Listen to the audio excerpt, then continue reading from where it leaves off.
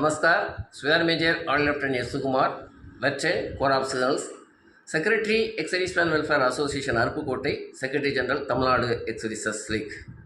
30 June 2025 SPARSH outreach program in Tiruchirappalli Tamil Nadu. इसका पहले इसी आउटरीच प्रोग्राम में है एक्स सर्विसमैन को बहुत एक्स सर्विसमैन आने के लिए बहुत कुछ एडवर्टाइजमेंट था, प्रेस मीटिंग था। उसी प्रेस मीटिंग में है अट्रैक्टिव प्रॉमिसेस था, लेकिन ये बस आउटरीच प्रोग्राम में है क्या हुआ है ये एक्स सर्विसमैन और फैमिली पेंशनर जानते हैं। इसलिए उनको ये मन में ये आया है, ऐसा डिस्टर्ब करने वाला, प्रॉब्लम क्रिएट करने वाला पर्स आउटरीच प्रोग्राम ज़रूरत है। उनका मन में यह था। अभी ये पर्स रीच आउट प्रोग्राम को पहले क्या उन्होंने बताया, बाद में पर्स आउटरीच प्रोग्राम में क्या हुआ है उसका बारे में हम इसमें देखते हैं। Welcome veterans welfare Aruppukottai YouTube channels. Purse outreach program in Trichy 30 June 2025 what was set, what was happened. मतलब ट्रिची आउटरीच प्रोग्राम का पहले controller of defence account Shri Jesilan IDS उन्होंने ये बताया है कि ये पर्स आउटरीच प्रोग्राम में है हर एक रिकॉर्ड ऑफिसर्स, बैंक्स, पीसीडीए पर से बहुत स्टाफ्स ऑफिसर्स आ रहे हैं। इसलिए हर एक एक्स सर्विसमैन उनका प्रॉब्लम कुछ भी होगा तो इसी पर्स आउटरीच प्रोग्राम में आकर के उनका प्रॉब्लम को सॉल्व कर सकते हैं। मेनली उन्होंने बताया ये पेंशन्स कुछ भी कमी हो रहा है 5-10 और ओआरपी में कुछ भी हो, उसको इमीडिएट एक्शन लेकर की पेंशन पेमेंट ऑर्डर होगा, जनरेट होगा, बैंक आया होगा, बैंक को दे करके उनको वाट एवर द अमाउंट एरियर्स उनको पेमेंट होगा बोल करके उन्होंने बताया। लेकिन क्या हुआ वो वहाँ पर एक्स सर्विसमैन आया है वो ही जानते हैं। बाद में ये पर्स आउटरीच प्रोग्राम में उन्होंने ये बताया, ये पर्स आउटरीच प्रोग्राम एक ही दिन में हर एक पेंशनर का प्रॉब्लम सॉल्व नहीं हो सकता है। ये आउटरीच प्रोग्राम ये अपने आप मेरे को इंट्रोड्यूस करने के लिए ये आउटरीच प्रोग्राम है बोल करके उन्होंने बताया है। तमिल में है उन्होंने बताया, उसका ऑडियो है मेरा पास। फिर भी हमने क्या क्या है, ये सीडीए चेन्नई जेसीलन साहब और उन्होंने ये बताया है कि हर एक रिकॉर्ड ऑफिसर्स, पीसीडीए पर से बहुत ऑफिसर्स एंड स्टाफ और हर एक बैंक वगैरह आ रहे हैं। इसी कारण से पर्स आउटरीच प्रोग्राम त्रिची में है, कुछ बेनिफिट हो सकता है, ग्रीवेंसेस सॉल्व हो सकता है, ये हमने सोचा था। फिर भी कुछ एक्स सर्विसमैन कांटेक्ट किया था, ये पर्स आउटरीच प्रोग्राम में जाने से में कुछ प्रॉब्लम सॉल्व हो सकता है। हमने ये बताया था होने का चांसेस है, क्योंकि हर एक रिकॉर्ड ऑफिसर्स और बैंक्स, पीसीडीए से बहुत कुछ स्टाफ और ऑफिसर्स आ रहे हैं बोल करके उन्होंने बताया है, ये पॉसिबल हो सकता है। इसी कारण से हमने कांटेक्ट किया कोई एक्स सर्विसमैन, इनका प्रॉब्लम था, ग्रीवेंसेस था, उनको मदुरै अरुपुकोट्टை से हमने 5 एक्स सर्विसमैन उसमें एक फैमिली पेंशनर को वहाँ पर भेजा था, क्योंकि उनका जेन्युइन ग्रीवेंसेस था। पहले था श्रीमती सरोजा, उनका हस्बैंड में 2021 में एक्सपायर हो गया था, वो पेंशन पेमेंट आने के ये इश्यू होने के लिए बहुत कुछ कारण है। फिर भी उनको दिसंबर 2024 में पेंशन पेमेंट ऑर्डर इश्यू हो गया था। लेकिन उसमें क्या हुआ है, उनका बैंक एड्रेस सही है, PDA pension dispersing agency, account number भी सही है, आईएफएससी कोड भी सही है, लेकिन पीडीए नेम, बैंक का नाम लिख दिया आईडीबीआई बैंक, उसमें क्या होना चाहिए था इंडियन बैंक। इसलिए हमने उनको भेजा था। ये छोटा सा मिस्टेक है, छोटा सा मिस्टेक नहीं तो ब्लाइंड मिस्टेक है पीसीडी की तरफ से। लेकिन वहाँ पर जाने से में उनको ये अमेंडमेंट हो सकता है, उनका बैंक पासबुक देख कर की, इसी कारण से वहाँ पर भेजा। उन्होंने लेख कर के रख दिया है, प्रियॉरिटी में है, आपको हो सकता है बोल करके उनको वापस कर दिया। इसी मुताबिक एक मेजर ब्लाइंड मिस्टेक है अभी आया है, जून महीना में है। एक लिबराइज्ड फैमिली पेंशनर्स, ये सोल्जर एक्सपायर्ड हो गया, उनका मदर ये लिबराइज्ड फैमिली पेंशन ले रहे हैं।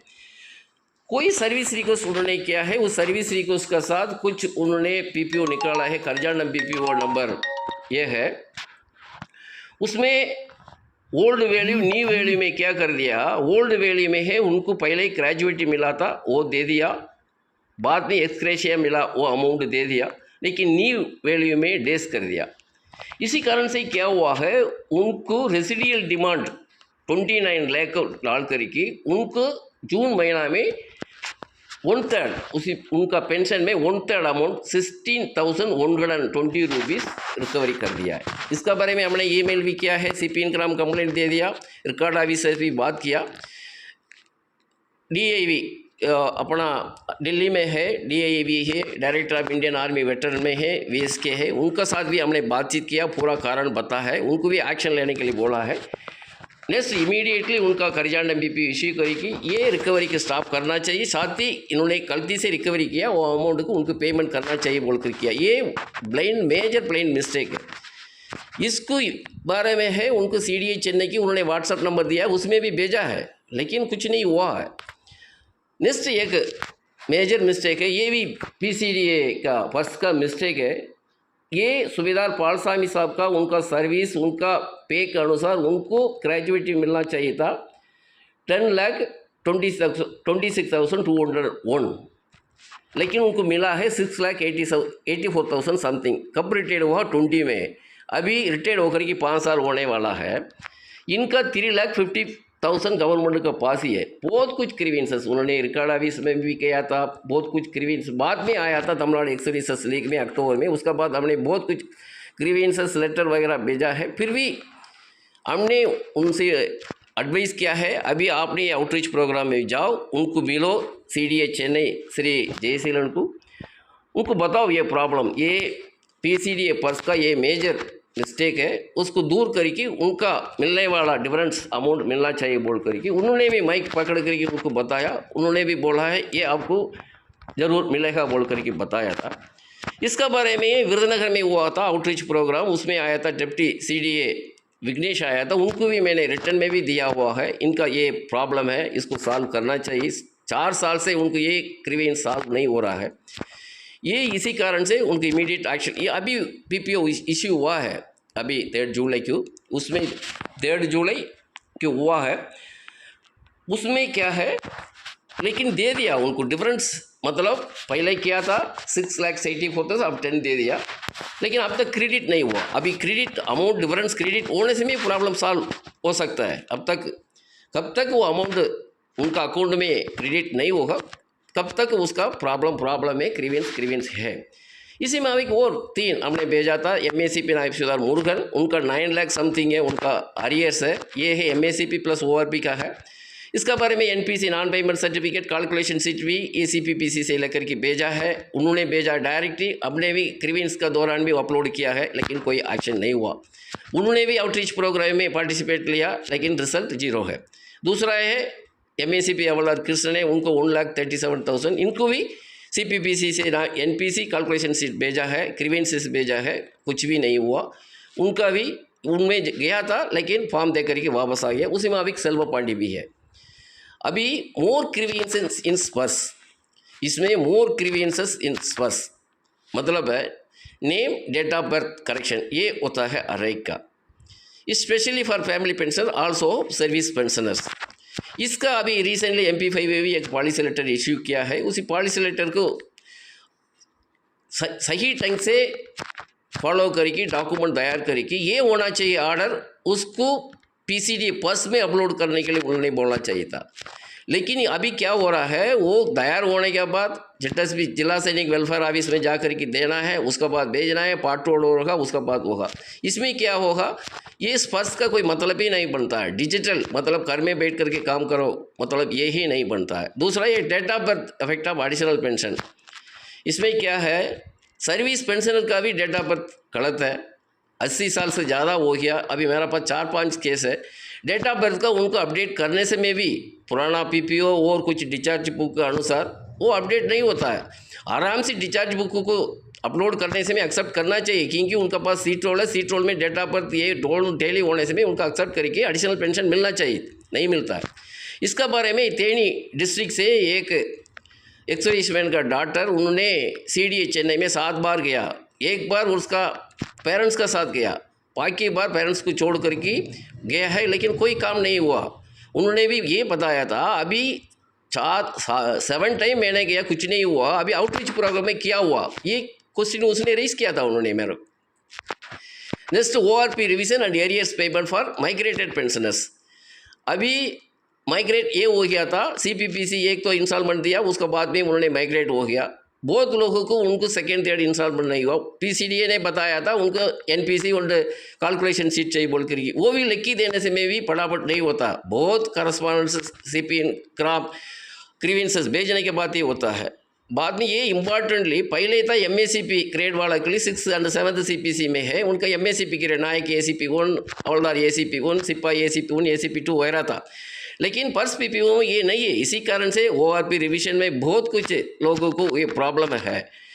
बार बार हमने ये पॉइंट रखा है, ये पर्स PPO MACP ग्रेड होना चाहिए बोल कर के। अभी कल एक सुविधा साहब आया था, ये है सॉफ्टवेयर है, उनका PPO मैंने चेक किया तो उसमें है, उन्होंने एक्चुअल सुविधा रैंक है। अभी एक उनका कर्जा ने BP इश्यू हुआ है, MACP ग्रेड 9 है पहले, अभी MACP ग्रेड ना है सुविधा MACP ग्रेड। अब देखो ये इसका गलती है, सॉफ्टवेयर का गलत है, क्योंकि एक सुविधा होने से में ये कैसा ये सॉफ्टवेयर एक्सेप्ट करता है उनका नायक सुविधा MACP ग्रेड। ये इसी कारण से हम बार बार कहते हैं ये सॉफ्टवेयर को रीडिज़ाइन और मॉडिफिकेशन करना बहुत ज़रूरी है। कब तक ये नहीं होगा ये प्रॉब्लम होते ही रहेगा। No purse PPO for migrated pensioner AS-IS case. बहुत लोगों को लेको पेंशनर को माइग्रेट हो गया, अब तक PPO नहीं हुआ, उन्होंने कुछ भी उनके ग्रीवेंस भेजने में अभी AS-IS केसेस है, इसलिए आपको ओल्ड PPO के अनुसार आपको पेंशन पेमेंट हो रहा है, ये रिप्लाई आता है। एक्शन उसके बाद में कुछ नहीं। एड्रेस, आधार, पैन कार्ड अपडेट ये वगैरह कर सकता है, इसमें कोई प्रॉब्लम नहीं है, आधार कार्ड के अनुसार देख कर सकता है।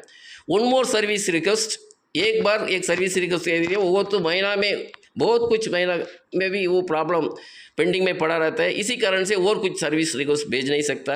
अभी नया एक कर दिया उन्होंने, एक ग्रीवेंस, एक ही पहले था 2-3 ग्रीवेंस भेज सकता था, लेकिन एक ही ग्रीवेंस अभी भेजने से में 30 दिन तक वो कोई ग्रीवेंस भेज नहीं सकता। ये क्यों इन्होंने ऐसा रख दिया? ऐसा सर्विस रिक्वेस्ट ग्रीवेंस भेजते रहेंगे, भेजने से में उनका पास बहुत कुछ रिक्वेस्ट सर्विस रिक्वेस्ट ग्रीवेंस से कंप्लेंट इकट्ठा हो जाएगा, उनका काउंटिंग ज़्यादा हो जाएगा। इसी कारण से ऐसा रख दिया तो ये आएगा नहीं ग्रीवेंस सर्विस रिक्वेस्ट। अभी पहले ये पर्स इम्प्लीमेंटेशन प्रोपोजल ये हुआ था, इसका कारण ये था purse implementation for reducing government expenses on pension disbursement and updating data public sending grievances of pensioner eight their own in purse portal through login sitting at home. ये ministry of defence का ये था। अभी ये purse pension disbursement के लिए बहुत कुछ गवर्नमेंट का पैसा खर्च हो रहा है, बैंक को देना पड़ता है, इसलिए पर्स इम्प्लीमेंट करने से में वो एक्सपेंसेस नहीं होगा। दूसरा है ये CPPC ये है, उन्होंने ये अपना ऑर्डर्स एंड सर्कुलर को इंटरप्रेट सही नहीं करता, सही इंटरप्रेट नहीं करता, इसी कारण से उनका ये कंप्लेंट्स वगैरह ज़्यादा आता है। दूसरा ये घर में बैठे बैठे कुछ भी ग्रीवेंसेस ये वगैरह भेज सकते हैं बोल कर के तो उन्होंने ये प्रपोजल करके इम्प्लीमेंट भी कर दिया। लेकिन अभी क्या हो रहा है, कोई ग्रीवेंसेस सर्विस रिक्वेस्ट सही ढंग से एक्सेप्ट नहीं होता है। किसको क्यों कारण है, ये सॉफ्टवेयर सही नहीं है। सॉफ्टवेयर कब तक सही नहीं होता ये प्रॉब्लम होते रहेगा। इसी कारण से PCDA पर्स रिकॉर्ड ऑफिसर्स कहीं भी हो, इसका उनका एक्शन नहीं होने के कारण से ये क्या हो रहा है, ये पर्स आउटरीच प्रोग्राम उनका ये पर्स पेंशनर का बहुत कुछ प्रॉब्लम है, उनको सॉल्व करना है बोल कर कि पर्स उनका गलती है, क्योंकि कुछ भी ग्रीवेंसेस पेता है सर्विस रिक्वेस्ट पेता है उसको टेकन आउट अकाउंट करके इमीडिएट वो ग्रीवेंस को सॉल्व करना चाहिए, नहीं तो सही ढंग से उसको रिप्लाई देना चाहिए। ऐसा ऐसा करो बोल, ऐसा नहीं देता है, इंटरमिनल पैसा दे देता है, कॉन्टैक्ट योर RO को मतलब एक बार आपको PPO इश्यू हो गया। अभी एक केस था, पहले PPO इश्यू हो चुका है MACP का ग्रेड का, बाद में रिकॉर्ड को कॉन्टैक्ट करने कोई मतलब नहीं, ये PCDA पर्स का ही काम था, फिर भी बोल देते हैं RO को कॉन्टैक्ट करो। RO को कॉन्टैक्ट करने से भी क्या करता है, हमने अपडेट कर दिया बोल करके वो आता है, यही होते रहता है। इसलिए हम ये बोलते हैं, इसी कारण से ये पर्स आउटरीच प्रोग्राम है, उसमें एक्सपेंसेस किसका है, गवर्नमेंट का है। ये गवर्नमेंट का भी एक्सपेंसेस है बहुत एक्स सर्विसमैन दूर दूर से आते हैं, मतलब एज एक्स सर्विसमैन विडोज वगैरह आते हैं, उन्होंने भी खर्च करके आते हैं वहाँ पर। उसका बाद टाइम भी वेस्ट है, पैसा भी वेस्ट है।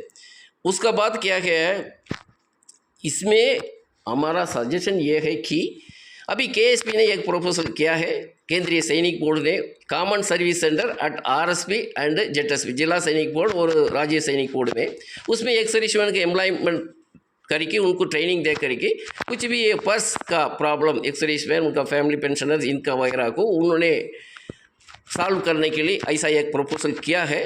वो है राज्य सैनिक बोर्ड, जिला सैनिक बोर्ड में हमने एक किया है suggestion Indian ex services league, Tamil Nadu x services league से। वो हर एक मैक्सिमम एक्स सर्विसमैन एसोसिएशन भी ये अपना एक्स सर्विसमैन, उनका फैमिली पेंशनर को अपना ऑफिस से उनका प्रॉब्लम सॉल्व करते हैं, उनको भी ये कॉमन सर्विस सेंटर रन करने के लिए उन्होंने परमिशन करना चाहिए। उनको भी ये यूज़र आईडी पासवर्ड देने से भी उन्होंने भी ये सर्विस एक्सटेंशन कर सकते हैं बोल करके हमने दिया है। क्योंकि जिला सैनिक बोर्ड तो डिस्ट्रिक्ट में एक ही होता है, वो दूर जाना पड़ता है। ये एसोसिएशन होगा तो तालुक में भी हो सकता है, विलेज में भी हो सकता है, उनका दौरान भी ये प्रॉब्लम सॉल्व हो सकता है बोल करके हमने ये सजेशन किया है। दूसरा है importantly, purse can be successful if required software and modification is done based on inputs. ये पर्स सक्सेसफुल हो सकता है क्योंकि पहले कुछ भी प्लान स्कीम होता है वो प्रॉब्लम होता है, लेकिन कब तक कुछ भी इनपुट्स होता है उसको मॉडिफिकेशन को लेकर के उसको सही करना चाहिए। हमने भी बहुत कुछ पॉइंट्स दिया है, कुछ कुछ रेक्टिफाई हुआ नहीं बोलते हैं। अभी ये तिरछी आउटरीच प्रोग्राम में हमने 35 पॉइंट्स भेजा है, इसका बारे में है बहुत कुछ। हमने क्रॉस लेवल में है, पेंशनर को मीट करते हैं, उसमें क्या क्या प्रॉब्लम आते हैं हम जानते हैं, इसी कारण से हमने दिया है।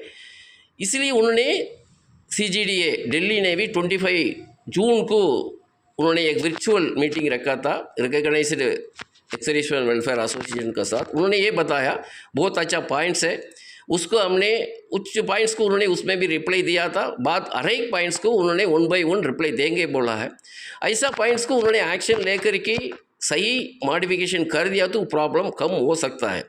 लेकिन अननेसेसरीली अभी ऐसा आउटरीच प्रोग्राम लेको मतलब हज़ार भी इकट्ठा करके कुछ भी नहीं हो सकता। अभी मैंने विरुधनगर डिस्ट्रिक्ट कलेक्ट्रेट में फर्स्ट आउटरीच प्रोग्राम में पार्टिसिपेट लिया था, उनका साथ ही बैठा था PCDA स्टाफ का साथ। हर एक को लगता है 5 to 10 मिनट्स का ज़्यादा लगता है, इनको से OTP आना पड़ता है, OTP के बाद में प्रोसेस करना पड़ता है। लेकिन वहाँ पर साइलेंटली हुआ है, अच्छा हुआ है, क्योंकि उनका पद कम आया था, साइलेंट था, कोई हंगामा नहीं है वहाँ पर। सुबह से शुरू हो गया, 9 बजे से शुरू हो गया, कितने में आदमी आया था, उनका ग्रीवेंस सबमिट हुआ था। लेकिन वो ग्रीवेंस एक्सेप्ट होकर के रिजल्ट अच्छा होगा नहीं होगा ये नहीं जानते, लेकिन हर एक आदमी का ग्रीवेंसेस लेकर के उन्होंने भेजा है, कॉमनली क्वाइटली हुआ है। इसी मुताबिक उन्होंने एक ही जगह पर इकट्ठा करने के बदले में ये डिस्ट्रिक्ट में अभी मोबाइल वैन में गया है, मोबाइल वैन में नहीं हो सकता, एक ही जगह पर बैठ करके उनको प्रॉब्लम को पूछ करके उनका ग्रीवेंस सबमिट कर सकता है। अभी मैं बैठा था वहाँ पर, एक्स सर्विसमैन को उनका प्रॉब्लम बता नहीं सकता है, क्योंकि मैं था वहाँ पर, मैं हर एक एक्स सर्विसमैन का मेरे पास फाइल रखा हूँ, उस फाइल के अनुसार उनको पता है इनका ग्रीवेंस ये है, उसका बाद उन्होंने सबमिट किया है। ये है हमने मांग, ये है ये सॉफ्टवेयर सही होना चाहिए, मॉडिफिकेशन सही करने के बाद ये प्रॉब्लम्स को कम करने के लिए उन्होंने एक्शन लेना चाहिए। अभी भी कुछ भी ग्रीवेंस भेजते हैं, सर्विस रिक्वेस्ट भेजते हैं, उसको इमीडिएटली उन्होंने एक्शन लेना चाहिए, पॉजिटिव एक्शन लेना चाहिए, नेगेटिव एक्शन नहीं लेना चाहिए। उसको इमीडिएटली ये हमने ग्रीवेंसेस को सॉल्व कर दिया, रिसॉल्व बोल करके एक मैसेज आ जाता है, अंदर जाकर देखने से पता चलता कुछ भी नहीं होता है उसके अंदर। अब तक ये वीडियो देखा है, सुना है, आप लोग सब लोग को थैंक यू। ये वीडियो को आप सबको शेयर करो, शेयर करने से हमें पता चलेगा, वहाँ तक पहुँच जाएगा, CGDA मोडी तक पहुँचने से हमें उनको पता चलेगा एक्चुअल हकीकत क्या प्रॉब्लम है बोल करके। थैंक यू, जय हिंद।